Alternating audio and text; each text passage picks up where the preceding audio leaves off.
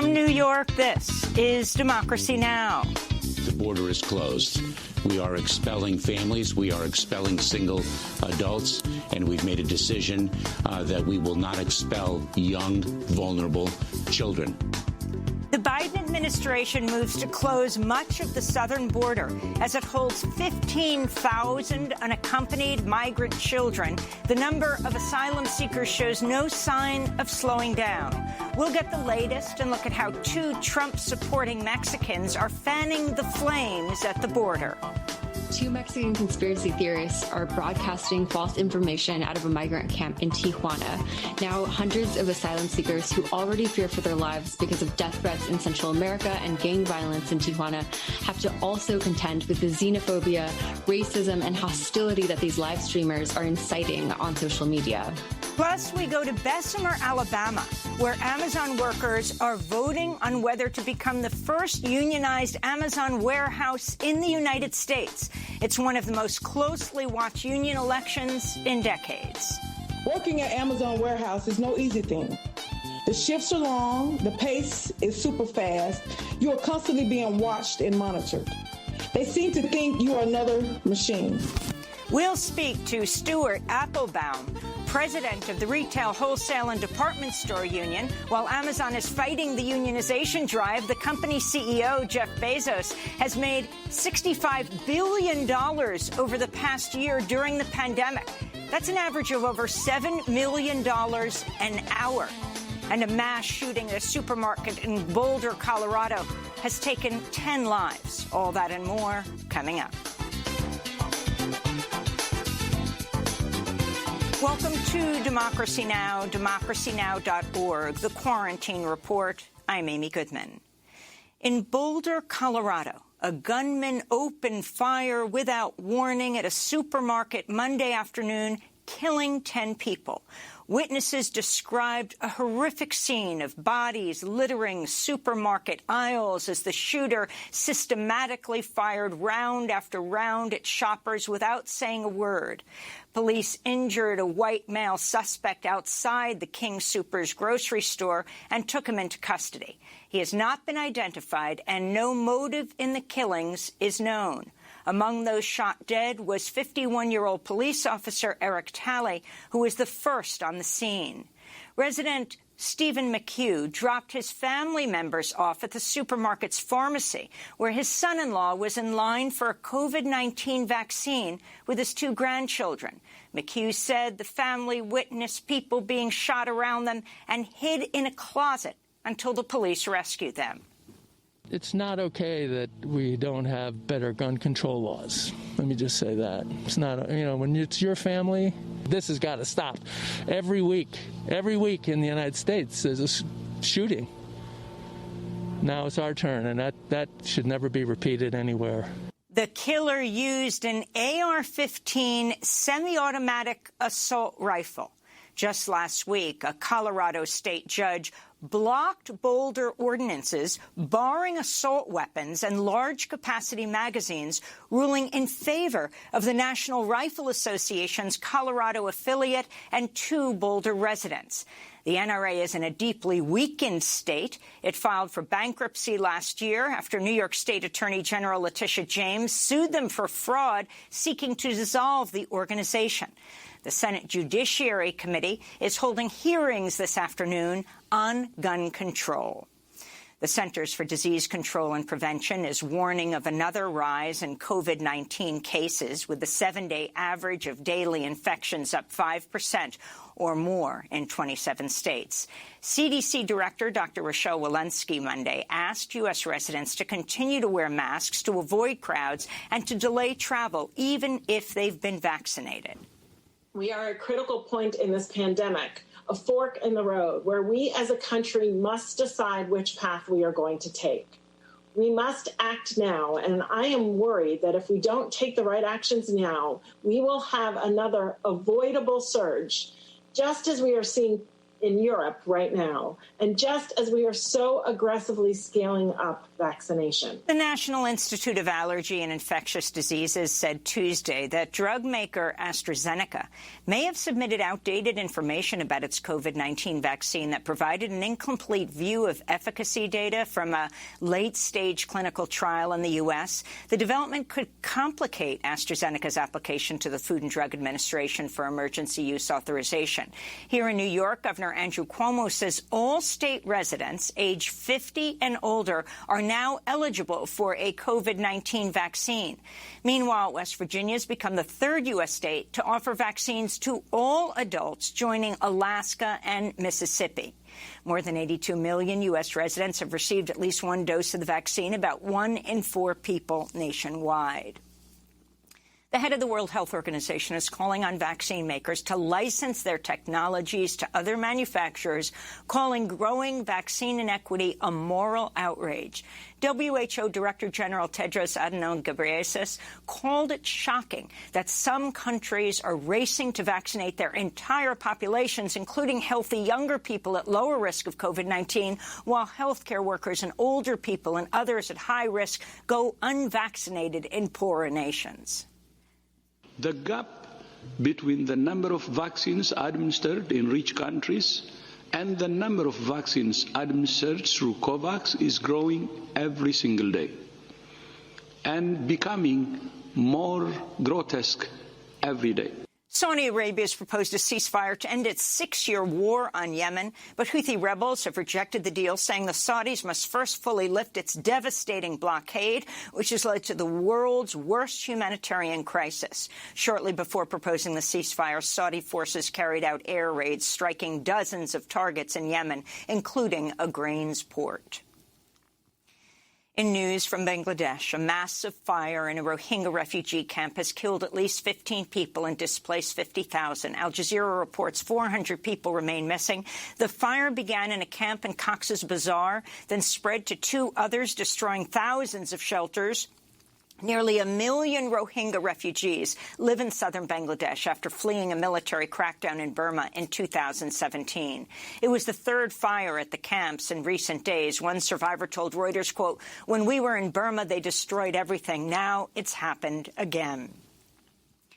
At least 137 people have been killed in Niger after gunmen on motorbikes attacked villages near the border of Mali. It was the deadliest attack in the West African nation in years. The coordinated raids occurred Sunday, on the same day Niger's constitutional court confirmed newly elected President Mohamed Bazoum's victory. Back in the United States, the Senate has confirmed Boston Mayor and former union leader Marty Walsh to be Secretary of Labor. Walsh becomes the first Labor Secretary to come from a union background in nearly 50 years. With Walsh's confirmation, Boston City Council President Kim Janey has become interim mayor of Boston, making her the first woman and first person of color to hold the office. The White House is preparing a $3 trillion infrastructure and jobs package as part of President Biden's Build Back Better agenda. Washington Post reports the legislation will be broken into 2 parts. One package will focus on education and programs to increase the participation of women in the workforce, including paid leave, universal pre-K, and free community college. It would also extend the child tax credit for several years. A second part of the legislation will focus on infrastructure like bridges, roads, and waterways. It would reportedly provide $400 billion to combat climate change, including $60 billion for green transit. In comparison, Congressmember Alexandria Ocasio-Cortez and Senator Elizabeth Warren recently proposed a bill that would invest $500 billion in electric public transportation infrastructure. Education Secretary Miguel Cardona has canceled $1 billion in student loans for more than 70,000 people defrauded by for-profit colleges. The decision reverses a move by former Education Secretary Betsy DeVos to limit student loan relief for people impacted by the collapse of for-profit colleges like Corinthian and ITT Technical Institute. Louis DeJoy, the Trump-appointed Postmaster General, is unveiling a sweeping austerity plan for the U.S. Postal Service to reduce postal office hours, increase postage prices, and slow down mail delivery. This comes just days after 50 House Democrats wrote to President Biden urging him to fire the entire Board of Governors of the United States Postal Service, which has the sole power to remove DeJoy from his job. Federal investigators are weighing whether to charge people who joined the January 6th insurrection at the U.S. Capitol with seditious conspiracy, the crime of seeking to overthrow the government. The Justice Department has not successfully prosecuted a sedition case in over 2 decades. This comes as prosecutors are preparing to discuss plea deals with some 300 suspects charged over the January 6th assault, which left 5 people dead. Over the weekend, Wisconsin Republican Senator Ron Johnson made headlines when he falsely claimed the January 6 rioters were not violent. One of the reasons I'm being attacked is because I've very honestly said I didn't feel threatened on January 6th. I didn't. There was much more violence on the House side. There was no violence on the Senate side. Former President Trump's lawyer, Sidney Powell, sought to dismiss a $1.3 billion defamation lawsuit filed against her by Dominion Voting Systems, saying no one should have believed her repeated false claims of voter fraud in the 2020 election. In a court filing, Powell's lawyers write, quote, "No reasonable person would conclude that the statements were truly statements of fact," unquote. The Supreme Court's agreed to consider the Justice Department's request to reinstate a death sentence for Dzhokhar Tsarnaev, who's serving life in prison for his role in the deadly 2013 Boston Marathon bombing. Last year, a lower court tossed out his death sentence, but the Trump Justice Department appealed. And in Atlanta, the husband of a woman who died in last week's mass shootings has revealed he was handcuffed and held by police for 4 hours after surviving the attack. Mario Gonzalez said, quote, "I don't know whether it's because of the law or because I'm Mexican. The simple truth is that they treated me badly." He didn't learn his wife, Delana Ashley Yawn, had died for hours. Gonzalez and his wife had gone to the spot together for massages and were in separate rooms when the gunman opened fire. They had married over the summer and had a baby girl. A total of 8 people died in the attacks on 3 Asian-owned spas last Tuesday. 7 of the victims were women, including 6 women of Asian descent. And those are some of the headlines. This is Democracy Now!, democracynow.org, The Quarantine Report. I'm Amy Goodman in New York City, joined by my co-host Juan Gonzalez in New Brunswick, New Jersey. Hi, Juan. Hi, Amy, and welcome to all of our listeners and viewers across the country and around the world. Well, photos released Monday show migrant children crowded into holding areas separated by plastic sheeting in a temporary processing center near the U.S.-Mexico border in Donna, Texas. There's no social distancing in effect as the children huddle on plastic mattresses covered with foil sheets. The photos were shared by Democratic Congressman Henry Cuellar of Texas with the news site Axios. Cuellar said 8 pods that were meant to house 260 children were packed beyond capacity, with one pod housing over 400 boys. He said Customs and Border Patrol agents were, quote, not equipped to care for kids. There are now over 15,000 unaccompanied migrant children in U.S. custody as the number of asylum seekers at the southern border shows no sign of slowing down. Over 5,000 of those are being held in Customs and Border Protection jails. Axios reports over 800 children have been jailed for over 10 days, more than a 4-fold increase over the past week. This comes as the Washington Post reports CBP has requested airplanes to transport asylum seekers from the southern border to sites near the Canadian border for processing. Department of Homeland Security Secretary Alejandro Mayorkas appeared on multiple news shows over the weekend to say the U.S. border is effectively closed. The border is closed. We are expelling families. We are expelling single adults. And we've made a decision that we will not expel young, vulnerable children. Mayorkas says officials are rebuilding systems the Trump administration tore down. But Republicans have tried to blame the new administration for the emergency with migrant children's welfare. During an interview Monday with former President Donald Trump, Fox News host Harris Faulkner falsely reported Mayorkas had resigned after less than 7 weeks on the job. The DHS Secretary, Alejandro Mayorkas, has resigned, Mr. President. Well, I'm not surprised. Good. That's a big victory for our country. Hold on. Let me stop. Let me stop. Let me listen to my team one more time. Forgive me. Forgive me. That has not happened. That has not happened. For more, we're joined by Luz Lopez, senior supervising attorney with the Immigrant Justice Project with the Southern Poverty Law Center. She came to the United States as a 10-year-old refugee with her family from El Salvador, which she writes about in her op-ed for the New York Times headlined, "Migrant Children Deserve Better."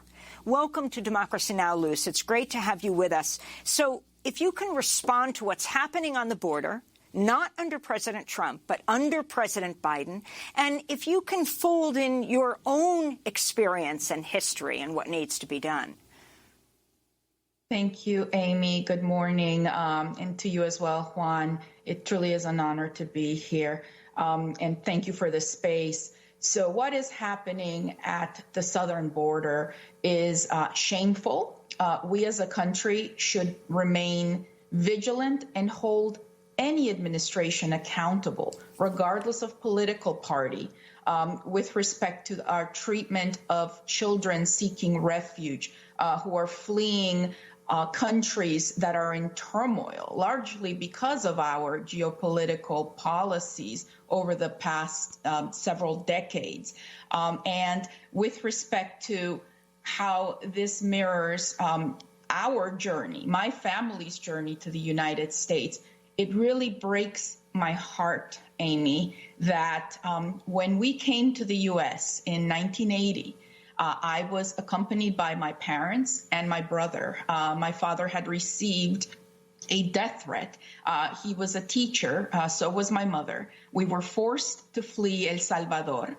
The United States was funding a war, was funding the military that was killing thousands of people. And we fled. We left everything we had, everyone we knew, our loved ones, our family, and set for the U.S., where we had family in New York. If we had fled under the conditions that exist now, I very likely would have never had the chance to serve for the United States U.S. Department of Justice. I never would have had the chance to sit here with you to talk about how we can do better, and we must do better for these children and these families. One of the things that concerns me the most is that while we, recognize that the new administration, the Biden administration, has made some positive impact and overtures to ensure that there is a fairer process. For example, they have revoked, I should say, the law that the memorandum that had required ICE and ORR, the Office of Refugee Resettlement, which generally processes unaccompanied minors, unaccompanied children who come to the U.S. Seeking asylum. There had been this process in place where these two federal agencies shared information that had a chilling effect on many of the sponsors and family members who were seeking to reunite with these children, because ICE was using this process that should be full of hope and should be humane as a means to identify and deport people, those sponsors who were seeking to reunite with their family members. So we do recognize that the Biden administration has made taken some positive action, but the fact remains that children continue to come to the U.S. trying to seek refuge and solace and comfort away from the horrible situations that we find in the Northern Triangle, in Guatemala, in El Salvador, and in Honduras, and in Mexico, of course. And what we as a country and what we would like to hold the Biden administration accountable for are policies that are humane, that are family and child-centered.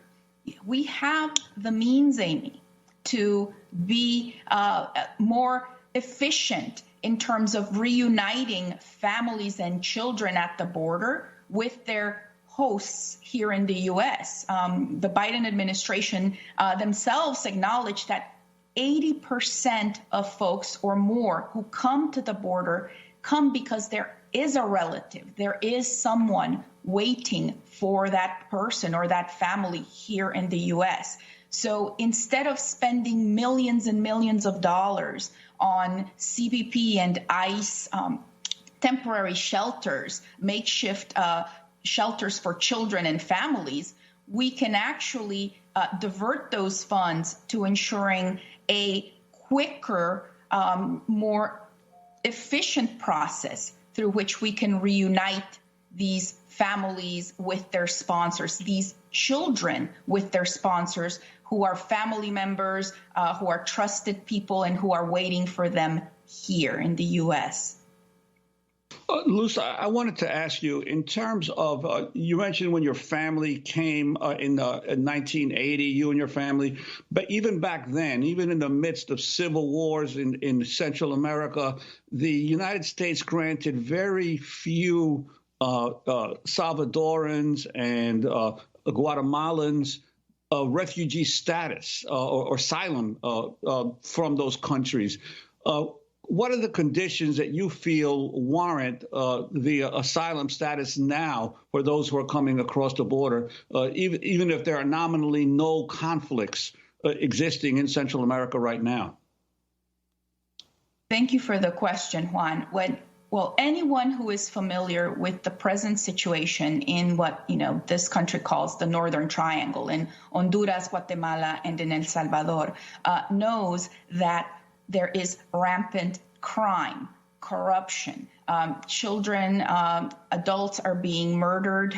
There is lawlessness and terror in these countries. And a lot of it goes back to, as I mentioned, that these geopolitical games that the United States used to play during the Cold War, which have left these nations without infrastructure and without really any government structure that favors democracy. And as a result, we have children who are fleeing crime, certain death at the hands of gangs, and of a corrupt government, or a government that may, governments that may lack the means to protect their own citizens. It is quite lawless. My family, I still have family in El Salvador, and each day things get worse because COVID, of course, has exacerbated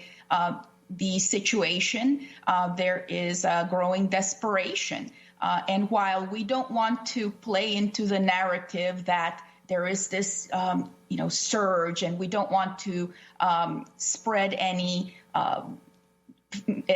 misinformation, we know that the rate of children, families, of persons who are coming to the U.S. has been steady. It has not suddenly spiked. It has been steady over the past year, not coincidentally, because of COVID, and that has exacerbated these conditions in the Northern Triangle, where crime, there is no protection for families, for children. There are very few jobs. The economies in Latin America are collapsing because of what is happening due to the pandemic, and things were bad before. So we need to be cognizant that many of the families, the people who are fleeing, are doing so because of past policies that need to be remedied yes, we must hold the Biden administration accountable for working with those governments to ensure that folks in these areas are actually safe, that they have access to the vaccine, which, in El Salvador, a country of millions, less than 30,000 people have begun to be vaccinated. So there are a lot of factors, of human factors, that are driving children and families here. And these are not new factors, as you point out. But what is new is that this country has, in some ways, lost its soul. Well, Luz, I wanted to ask you, in terms of the this so-called surge that has been much reported of late, how much of that is actually, from what you can tell, new waves of migrants coming from the Northern Triangle, and how many of those are people who have been shut out over the last several years by the Trump administration and effectively dumped in Mexico right across the border, and now think that with the new Biden administration, there'll be an opportunity to have their cases reconsidered or their chances reconsidered? That's a really good question, Juan. I don't have data that would indicate one way or another whether the number of folks who are coming are primarily folks who stayed in Mexico, who were not permitted to access the asylum process that the U.S. is responsible, for ensuring under international and domestic law. We have an asylum process in place that we seem to ignore. So I don't have data in terms of who were folks who remained in Mexico through that Trump-era policy where we completely abandoned the asylum process and did not even process the numbers of folks that we needed to. We asked people to stay and await, their number so that they could seek asylum. That was unprecedented. We had never done that. But we do know that there is not a surge. There is data by the American Immigration Council that shows the numbers have been fairly steady for the past year. And what we are seeing, unfortunately, that worries me, that concerns the communities that serve these children and families, is that we are sort of reverting to some of the Trump-era practices where we are not pushing for means to quickly unite children and families with their U.S. sponsors that have been waiting for them. Luz Lopez, we're going to have to leave it there, but 10 more seconds. I have hope. There are progressive members of Congress that understand, that are willing to work with community organizations to ensure that children are protected and that we remain true to what the values of this country, what we tell the world the values of this country are. And as you write in your article, that children should be treated as children. Luz Lopez, thanks so much for being with us, Senior Supervising Attorney with the Southern Poverty Law Center. When we come back, we'll be joined by the award-winning investigative journalist Jean Guerrero, who just wrote a piece, "The MAGA Clowns Making Chaos at the Border Have Ugly Pasts." Stay with us.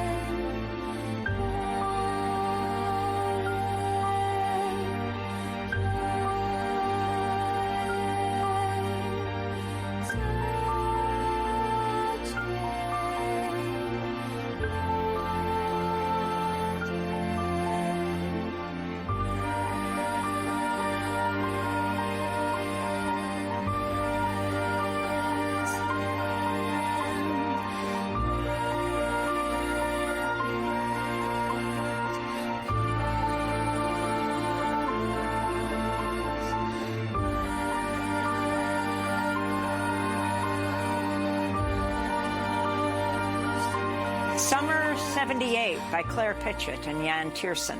This is Democracy Now!, the Quarantine Report. I'm Amy Goodman with Juan Gonzalez. We look now at how two Mexican social media influencers who are devoted Trump supporters have been spreading false conspiracy theories about the ongoing crisis at the U.S.-Mexico border, warning their viewers in the United States of an orchestrated invasion and child trafficking funded by Democrats. Sound QAnon-y? Well, an explosive new report published Monday in the Daily Beast by reporter Jean Guerrero reveals one of the men was deported after serving time in prison for a federal drug trafficking conviction, but was able to re-enter the U.S. while Trump was president. He's a live streamer named Oscar Ramirez, or Oscar El Blue, who calls himself an independent reporter and was featured on Trump's former chief strategist Steve Bannon's podcast War Room several times this month. Ramirez also contributes to a U.S. right-wing media network called Real America's Voice. This is a clip from one of his reports. All the way over here, they put a wall to protect the United States and to protect this invasion that is happening. So it was amazing. So that's Oscar Ramirez, or Oscar El Blue. Just this past April, Ramirez reportedly re-entered the U.S. at the El Paso, Texas border crossing, along with Anthony Acero, another right-wing influencer who allegedly took part in the January 6th insurrection and is a close friend of the QAnon conspiracy theorist Congressperson Marjorie Taylor Greene. Well, if you're having a little trouble following this, let's go to Jean Guerrero, investigative journalist and author of Hate Monger, Stephen Miller, Donald Trump, and the White Nationalist Agenda. She has this new piece in the Daily Beast headlined, "The MAGA Clowns Making Chaos at the Border Have Ugly Pasts." Jean, welcome back to Democracy Now! Just lay out what you have found. This is explosive. Yes, I mean, I looked at the cases of two of these right-wing influencers and conspiracy theorists, but Oscar Ramirez is definitely the most shocking case. He is someone who, as you said, Amy, with a federal drug trafficking conviction in his past, which, according to the Immigration and Nationality Act, U.S. federal law on immigration, someone with that kind of conviction would be inadmissible to the United States after deportation, unless he were able to obtain a special visa waiver from the Attorney General himself or the State Department. And so it would be impossible for him to re-enter the United States without basically very strong political connections and or working as an informant. I asked Mr. Ramirez what the details of his visa were. He refused to give them. He accused me and the Daily Beast of promoting child trafficking by trying to expose some of the things that he's involved in. But he, in addition to the tens of thousands of U.S.-based followers that he has and who he's spreading lies to, creating hysteria about alleged trafficking at the border when he himself is, has a federal drug trafficking conviction, it's been incredibly damaging. In addition to that social media following, he's been appearing regularly on a U.S. right-wing media outlet called Real America's Voice, which airs Steve Bannon's program, The War Room, among other things. And I reached out to them about their decision to use a convicted drug trafficker as a talking head on border security and to create hysteria about trafficking at the border, and they declined to respond. But Jean, could you talk also about Anthony Agüero and his ties to right-wing elements in the United States, as well as another person, Paloma Zuniga? Yes. So Oscar Ramirez, he is close friends and collaborators with Anthony Agüero, as well as Ben Berkwam, who is a correspondent at Real America's Voice. These three men are very close, and both of the U.S.-based men, Ben Berkwam and Anthony Agüero, are close, longtime associates and friends of Marjorie Taylor Greene.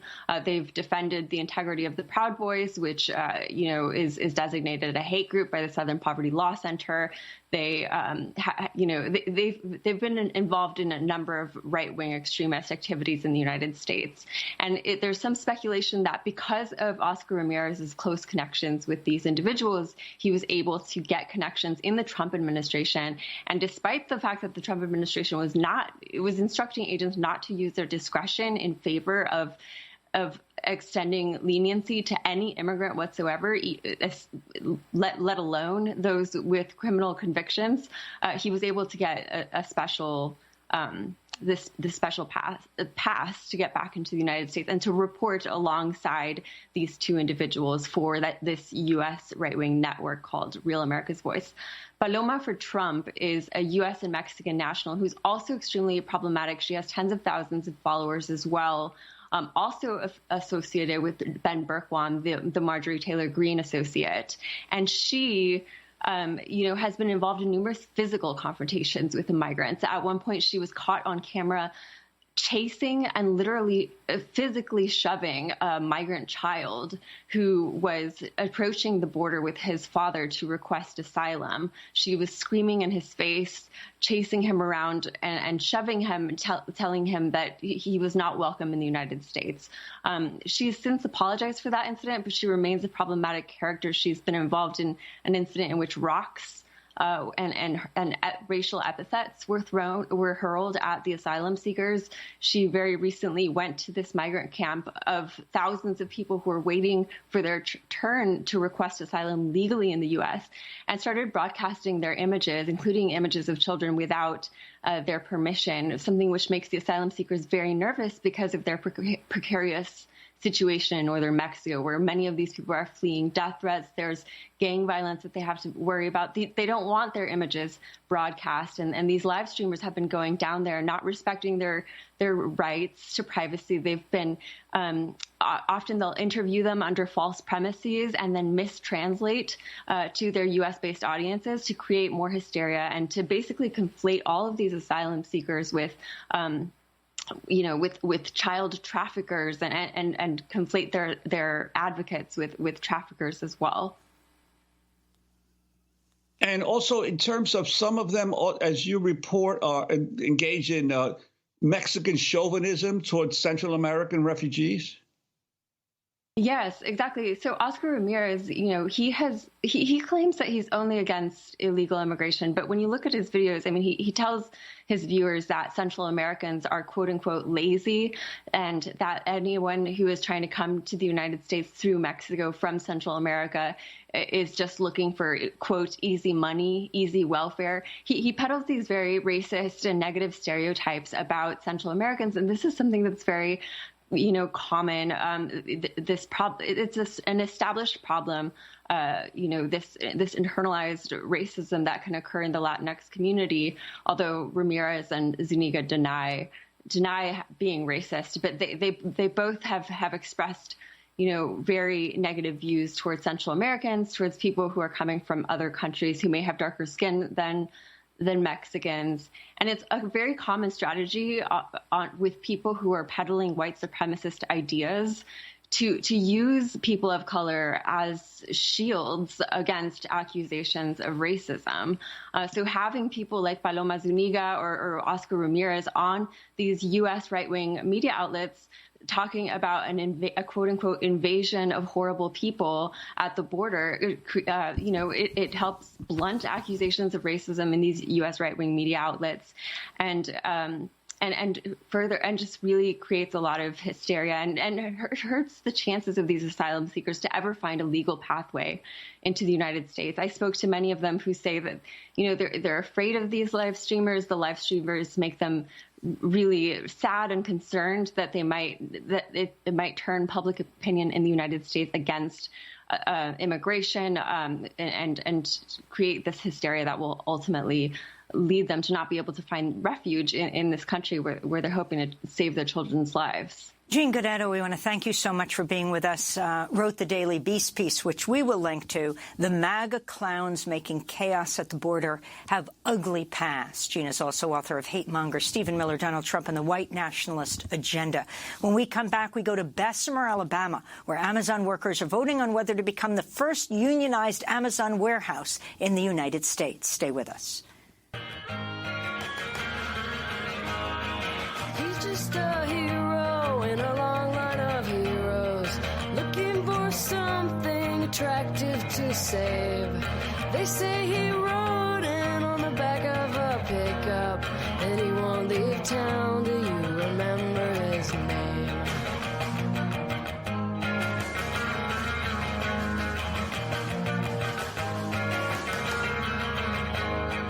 He's just a hero in a long line of heroes, looking for some lonely billboard to grace.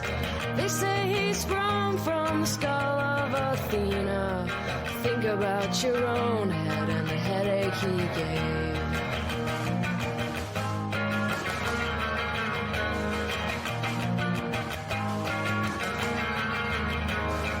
He's just a hero in a long line of heroes, looking for action at a price he can pay. They say he's famous, but no one can prove it. Make him an offer just to see what he'll say. Check out the dashboard lights, glowing all green and white. He feels safe in the dark. Soap Star, Joe by Liz Phair. This is Democracy Now!, democracynow.org, The Quarantine Report. I'm Amy Goodman with Juan Gonzalez. The final week of voting has begun in one of the most closely watched union elections in decades. Amazon workers in Bessemer, Alabama, are voting on whether to join the Retail, Wholesale, and Department Store Union, that's the RWDSU, and become the first unionized Amazon warehouse in the United States. Voting ends March 29th. Ballots have been sent to nearly 6,000 workers, most of whom are black. Amazon has fought labor organizing at the company for decades, but Bloomberg is reporting Amazon workers in Baltimore, New Orleans, Portland, Denver, and Southern California are now also considering launching union drives. Nationwide, Amazon has over 1.3 million employees, making it the second largest private workforce in the United States behind Walmart. The unionization effort in Alabama has attracted widespread support, even from President Biden. Today and over the next few days and weeks, workers in Alabama and all across America are voting on whether to organize a union in their workplace. This is vitally important, a vitally important choice as America grapples with the deadly pandemic, the economic crisis, and the reckoning on race. What it reveals the deep disparities that still exist in our country. And there should be no intimidation, no coercion, no threats, no anti-union propaganda. Congress members Cori Bush, Jamal Bowman, Terry Sewell, and other lawmakers recently traveled to Bessemer, Alabama, to support the unionization drive. Last week, Amazon worker Jennifer Bates, who's helping to organize in Bessemer, testified before the Senate. We hope with the union we will finally have a level playing field. We hope we will be able to talk to someone at HR without being dismissed.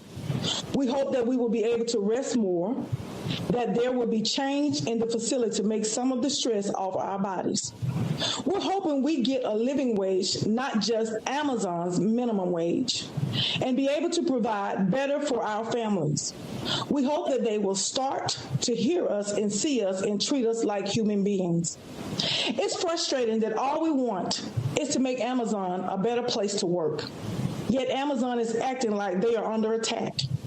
Maybe if they spent less time and money trying to stop the union, they would hear what we are saying. And maybe they would create a company that's as good for workers in our community as it is for the shareholders and executives. Amazon worker Jennifer Bates testifying on Capitol Hill. This comes as a new study out today from Americans for Tax Fairness and the Institute for Policy Studies has found Amazon CEO Jeff Bezos has seen his personal wealth increase by $65 billion since the pandemic began a year ago. That means Bezos' wealth increased on average by over $7.4 million every hour for the past year. Meanwhile, Amazon workers in Bessemer and other locations are being forced to work 10-hour shifts with just 2 15-minute bathroom breaks. We're joined now by two guests. Here in New York, Stuart Applebaum is with us, president of the Retail, Wholesale and Department Store Union. And with us in Bessemer, Alabama, is Michael Foster, a member and organizer of the RWDSU, who's helping to lead the Amazon unionization drive. He's also a poultry plant worker. We welcome you both to Democracy Now! Michael, it's great to have you back. Let's begin with you in Bessemer. In this last week, what message are you putting out, and what are the tactics Amazon is using to fight the unionization effort? Well, our efforts right now is just to encourage the employees to get their ballots out in the mail, to mail them out, because that's the only way that we can allow our voices to be heard. And Amazon tactics that they're using, instead of steady going around from person to person, telling them, to vote no and just doing a whole bunch of other stuff. They're not having cafe meetings, but they're going to individuals at a time and telling them these things. And Stuart Applebaum, I wanted to ask you, these statements by President Biden before the election or as the election is unfolding, I don't recall a president ever making a statement of any party before a major union drive in the country. The impact of that and Biden's stance so far on the right of labor to organize. Hello, everybody. You are right. It is the most pro-union, pro-worker statement that has ever been made by a president of the United States. And that is so crucial in this election. Amazon is trying to intimidate workers. They want them to be afraid. And what President Biden's statement says is that you may be up against perhaps the most powerful corporation in the world, the wealthiest person in the world, but the president of the United States has your back. And that is crucial for workers to be hearing. And I wanted to ask you and follow up on that. The National Labor Relations Board, the President Biden won't be able to have a majority on the board until probably later this year because the terms are staggered. But he did appoint a general counsel recently to the NLRB that is much more pro-labor. Could you talk about the impact that that's having on the potential for future union drives? I'd also mention what it's having on this union drive as well, because labor law in this country is tilted to favor employers and to make it difficult for workers to ever be able to achieve a union. And that's incredibly unfortunate. We saw that the Trump board often sought to make it even worse for workers trying to organize, lengthening time periods, giving employers more time to try to intimidate and interfere with workers. We need to change the way we conduct union elections in this country, and that means two things. It means we need to have a board composed of people who are going to be supportive of what is the policy of this country, which is to promote collective bargaining and unionization. And it also means that we have to change the laws in this country that now make it so difficult for workers trying to get a collective voice to be able to achieve unionization. I wanted to turn to journalist Kim Kelly with More Perfect Union, who produced a video report that shows the mail ballot drop box has been placed right in front of the warehouse, even though the National Labor Relations Board said Amazon couldn't have one. This clip starts with Joshua Brewer with the RWDSU. When you see this box, as you see, it's right by the front door. Everything in Amazon is tracked. Everything is surveilled. So this idea that this massive box that's 20 feet from the front door of Amazon isn't being surveilled is ludicrous. Somebody's lying. So either Amazon is lying or the Postal Service is lying. We tend to believe that Amazon is lying. They've told a lot of lies throughout this process. That went up middle of the night, the second night. Amazon immediately sent out a text message that said, look, the Postal Service installed this box. We don't have keys. We've reached out to the postmaster and Bessemer. We haven't heard back. We've got a Freedom of Information request out there, and we haven't heard back. We've put a lot of pressure on different areas trying to figure out, look, number one, did you even install this box? Or is this Amazon's cluster box? Does the Postal Service own it or not? And then who has the keys? Who actually has access to it? Because everything we're reading is showing that the Postal Service doesn't install these boxes. Even in an apartment complex, the tenant has one, and the mailman, and the rent office. Who knows who has a key to that box? That was Amazon worker Daryl Craig, that last voice.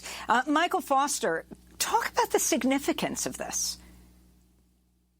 Well, the significance of it is that workers just truly believe that something is going on with this mailing box, that why would Amazon want them to bring their ballots from home and bring it to the plant and put it in their mailbox when they can just literally put it back in their own mailbox? People call me and ask me, is Amazon stealing some of the ballots? Because they have seen people put their ballots in their mailbox, and it's just really scary. I believe it's an intimidation, so to speak. I wanted to go back to Stuart Applebaum to ask him about the Amazon trumpets a lot on their advertising on television. They're constantly doing ads on television these days talking about their workforce, and they trumpet the fact that they pay $15 an hour. Could you compare with the situation in, let's say, an average Amazon workplace to those of unionized warehouse workers in different parts of America? Absolutely. Amazon is trying to hide behind a fig leaf of giving $15 an hour, but that wage rate is actually below what unionized warehouses in the area are providing workers. It's also below the median wage in Alabama. It's lowering the median wage, and it's not enough for people to survive on. I also want to remind you that Amazon cut people's wages in the middle of the pandemic. At the end of May, they eliminated the $2 hazard pay they had been giving, even though the pandemic continued to rage, even though the hazards were just as bad, if not worse, as they had been before. And why did they do it? They didn't do it because they needed to. You talked about how much money Bezos has made during this period. They did it because they thought they could get away with it. Oxfam put out a report that said if Jeff Bezos had given every one of his employees a bonus of $105,000, Bezos still would have been wealthier at the end of the pandemic than he was at the beginning. And it's not just wages, it's working conditions. Despite the wage that Amazon pays, it has extraordinary turnover of more than 100% a year because people can't take those jobs at any cost at the way they're being abused within the workplace. Amazon dehumanizes and mistreats its employees. It breaks them down and uses them up and then just replaces them with other people. The working conditions are terrible. And that's what really needs to change. I wanted to go to a very significant anniversary, Stuart, that I'm sure you, being a labor leader here in New York, have been observing for years. Thursday marks the 110th anniversary of the Triangle Shirtwaist Factory fire, the deadliest workplace accident in New York City's history, and a seminal moment for American labor. On March 25th, 1911, 146 garment workers, mostly young immigrant women, Jewish and Italian, died after a fire broke out at the factory. Many of them leaped to their deaths when they tried to escape and found the emergency exits locked. I want to play an excerpt of a radio piece I produced 35 years ago in 1986, along with Kathy Doby. It was then the 75th anniversary of the Triangle Shirtwaist Factory fire. I worked right near where the fire was. There was cutters there. They were cutting the material. And as soon as they were just going out, it was time to go home. It was 4 o'clock on Saturday. Pauline Pepe is a 94-year-old survivor of the Triangle Fire. I saw the fire in the tables where they were all filled with lingerie material, you know, and that come up in a flame. When I saw that, I ran out. I went to the door that was closed. I didn't know that was closed. I went there and I found the door closed. I just stood there till they opened it. 40 people going down the steps. We all tumbled one right after another. And I saw people throwing themselves from the window. And as soon as we went down, we couldn't get out because the bodies were coming down. It was terrible. The women that died that late afternoon were young Jewish and Italian immigrants. When the fire broke out, they tried to escape down the stairs, but found the doors had been locked. The owners believed that given the chance, workers would sneak out with stolen material, and union organizers would sneak in. Some of the women climbed onto the single fire escape. It collapsed. As onlookers watched, women fell 9 stories to the sidewalk below. Inside the factory, the fire spread quickly, and with no exit left to them, the women climbed through the windows and leapt to their death. While some union members walked in the vigil, others took buses to a Brooklyn cemetery where 7 unidentified Triangle victims lie buried. Union members paid their respects and read the stone marker above the women's graves.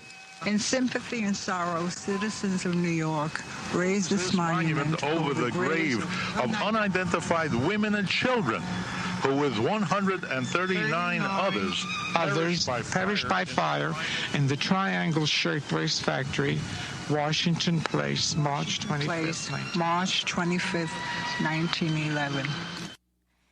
That report done for the 75th anniversary of the Triangle Shirtwaist Factory fire. I interviewed the last survivor of that fire. Now it's the 110th anniversary. Stuart Applebaum, in addition to being president of the Retail, Wholesale and Department Store Union, you're a longtime union activist, vice president of the National AFL-CIO. Can you talk about the significance of this moment in history and what it means for today? The importance of this election in Bessemer, Alabama, transcends this one workplace. It even transcends this one company. It's really about the future of work and how workers are going to be treated in our economy going forward. Whether or not people are going to be abused or whether or not they're going to be treated with dignity and respect. That's why this fight is so important. As Mike can tell you, many workers talk about how they feel like they're being treated as robots being managed by other robots.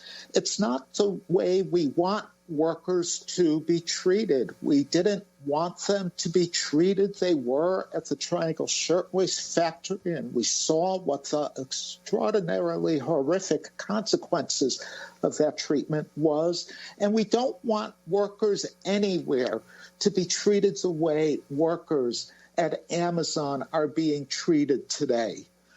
Something needs to change. And what the courageous workers in Bessemer, Alabama are doing is standing up for that change. I don't see how we can't be more inspired by all of them.